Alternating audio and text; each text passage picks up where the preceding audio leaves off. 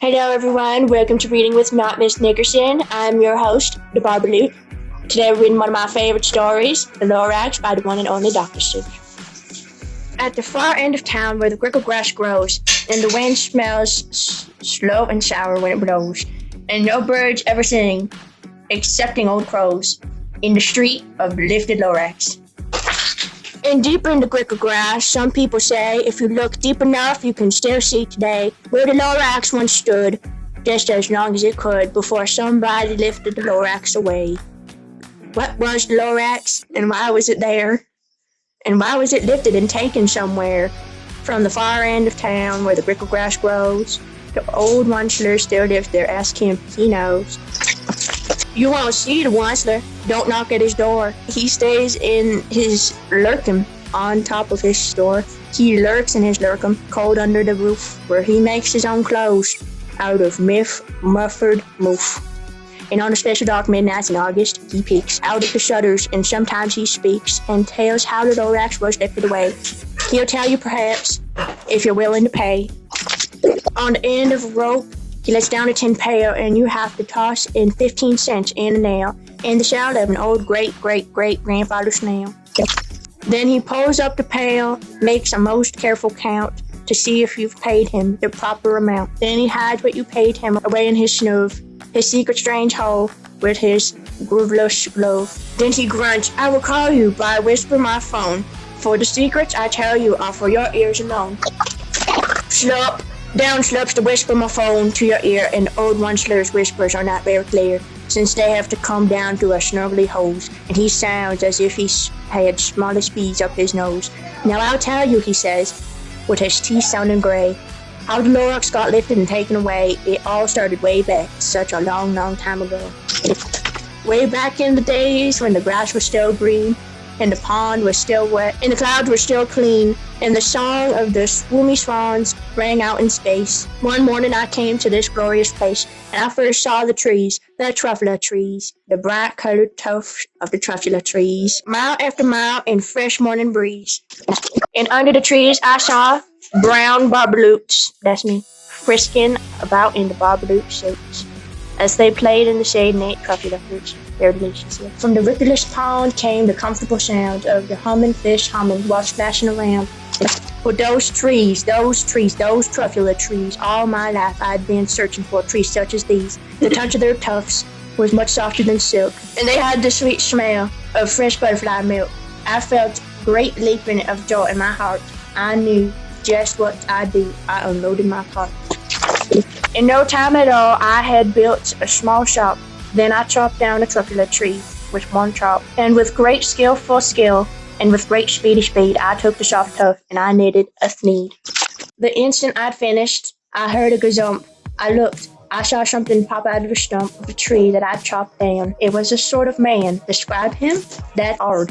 I don't know if I can. He was shortish, and oldish, and brownish, and mossy. He spoke with a voice that was sharpish and bossy.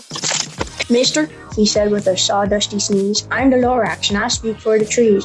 I speak for the trees have no tongues, and I'm asking you, sir, at the top of my lungs. He was very upset as he shouted and puffed. What's that thing you've made out of my truffula tuft? Look, Lorax, I said, there's no cause for alarm. I chopped this one tree. I'm doing no harm. I'm being quite useful. This thing is a sneed to find something that all people need. It's a shirt, it's a sock, it's a glove, it's a hat. But it has other uses. Yes, far beyond that. You could use it for carpets, for pillows, for sheets, or curtains, or covers for bicycle seats, the Lorax said. Sir, you are crazy with greed. There is no one on earth who would buy that fool sneed. But the very next minute I proved he was wrong, for just at that minute a chap came along, and he thought that the sneed I had knitted was great. He happily bought it for $3.98. I laughed at the Lorax. You poor stupid guy. You never can tell what some people will buy. I repeat, cried the Lorax, I speak for the trees. I'm busy, I told him. Shut up if you please. I rushed across the room and in no time at all built a radio phone. I put in a quick call. I called all my brothers and uncles and aunts, and I said, listen here, he's a wonderful chance for the whole Onceler family to get mighty rich. Get over here fast. Take the road to North Nitch. Turn left at Weehawken sharp right at South Stage. And in no time at all, in the factory I built, the whole Wunschler family was working full tilt. We were all knit and sneezed, just as busy as bees, to the sound of the chopping of truffula trees. Then, oh baby, oh, how my business did grow. Now chopping one tree at a time was too slow. So I quickly invented a super axe hacker, which whacked off 4 truffula trees at one smacker. We were making sneeze 4 times as fast as before, and that Lorax, he didn't show up anymore. But the next week he knocked on my new office door. He snapped, "I'm Lorax, who speaks for the trees. But you seem to be chopping as fast as you please. But I'm also in charge of the brown barbaloots, who play in the shade in their barbaloot suits, and happily live eating truffula fruits. Now, thanks for your hacking my trees to the ground. There's not enough truffula fruit to go around, and my poor barbaloots are getting all the crummies because they have gas and no food in their tummies.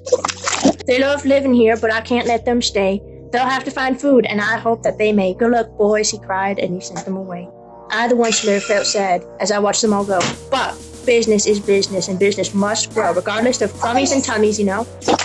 I meant no harm, I most truly did not, but I had to grow bigger. So bigger I got. I biggered my factory, I biggered my roads, I biggered my wagons, I biggered the loads. And the sneeze I shipped out, I was shipping them forth to the south, to the east, to the west, to the north.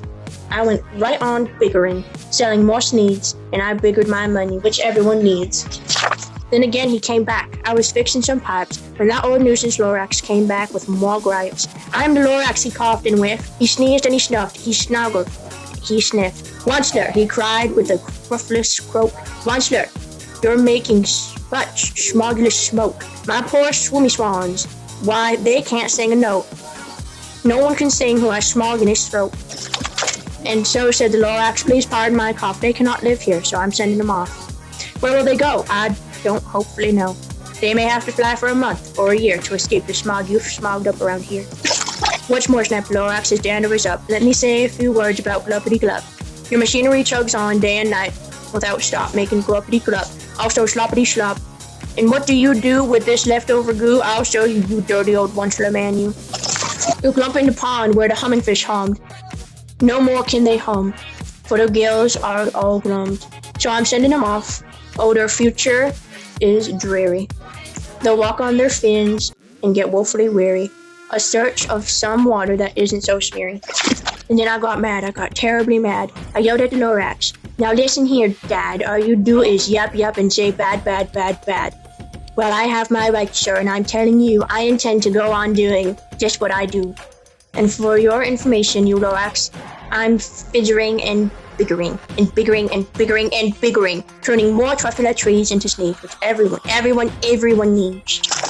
And then at that very moment, we heard a loud whack. From outside in the fields came a sickening smack, an axe on a tree. Then we heard the tree fall, the very last truffula tree of them all. No more trees, no more sneeds, no more work to be done. So in no time, my uncles and aunts, everyone, all waved me goodbye. They jumped into my cars and they drove away under the smoke-smuggled stars. Now all that was left beneath the bad-smelling sky was my big, empty factory, the Lorax and I. The Lorax said nothing. I just gave him a glance.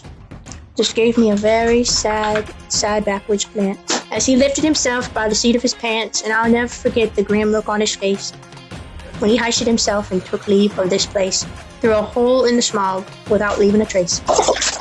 And all that the Lorax left here in this mess was a small pile of rocks with the one word, unless. Whatever that meant, well, I just couldn't guess. That was long, long ago, but each day since that day I've sat here and worried away through the years while my buildings have fallen apart. I've worried about it with all of my heart. But now, says the Wunschler, now that you're here, the word of the Lorax seems perfectly clear. Unless someone like you cares a whole awful lot, nothing is going to get better. It's not. So, catch, calls the Wunschler. He let something fall. It's a truffula seed. It's the last one of them all. It's the last one of all. You're in charge of the last of the truffula seeds. And truffula seeds are what everyone needs. Plant a new truffula. Treat it with care. Give it clear water and feed it fresh air. Grow a forest. Protect it from axes that hack. Then the Lorax and all of his friends may come back. The end. Happy Earth Day, everybody. I hope you enjoyed it. Bye-bye.